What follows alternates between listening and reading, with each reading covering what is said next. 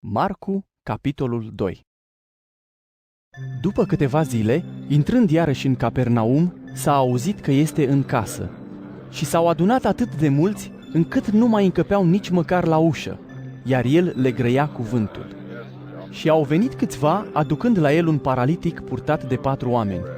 Neputând să îl aducă din pricina mulțimii, au desfăcut acoperișul unde era Iisus și prin spărtură au coborât patul în care zăcea paraliticul. Iisus a văzut credința lor și i-a zis paraliticului: Fiule, iertate-ți sunt păcatele. Erau acolo și unii cărturari care ședeau și se întrebau în inimile lor: De ce vorbește acesta astfel? Hulește! Cine poate să ierte păcatele afară de singur Dumnezeu?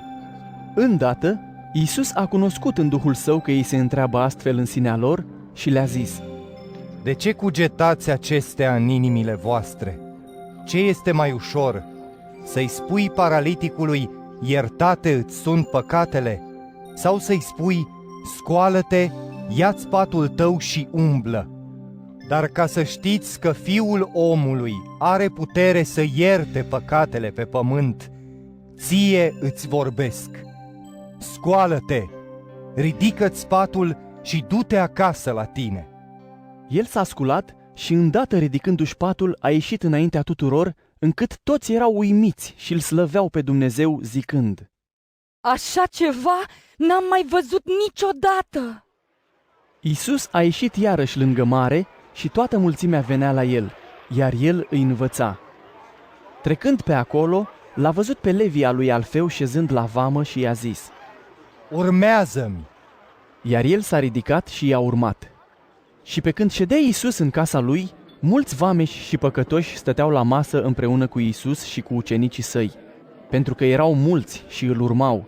Iar cărturarii și fariseii, văzând că mănâncă împreună cu păcătoșii și cu vameșii, ziceau ucenicilor: De ce mănâncă împreună cu păcătoșii?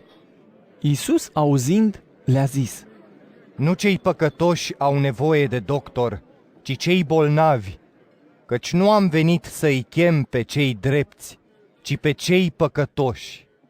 Ucenicii lui Ioan și fariseii posteau și au venit și i-au zis: De ce ucenicii lui Ioan și ucenicii fariseilor postesc, iar ai tăi nu postesc? Iisus le-a zis: Pot oare prietenii mirelui să postească, cât timp este mirele cu ei? Dar vor veni zile când mirele le va fi luat, iar atunci, în ziua aceea, vor posti. Nimeni nu coase la o haină veche un petic dintr-o bucată de stofă nouă. Altfel, peticul nou va trage din haina veche și se va face o ruptură și mai rea. Și nimeni nu pune vin nou în burdufuri vechi. Altfel, vinul nou sparge burdufurile, vinul se varsă și burdufurile se strică. Așa că vinul nou trebuie să fie în burdufuri noi.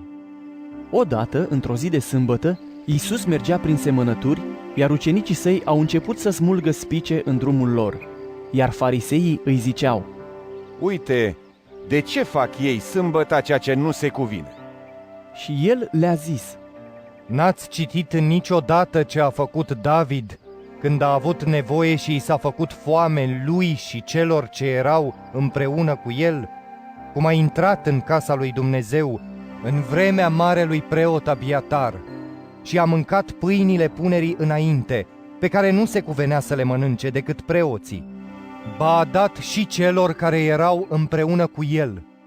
Și le zicea: Sâmbăta a fost făcută pentru om și nu omul pentru sâmbătă, așa că Fiul omului este Domn și al sâmbetei.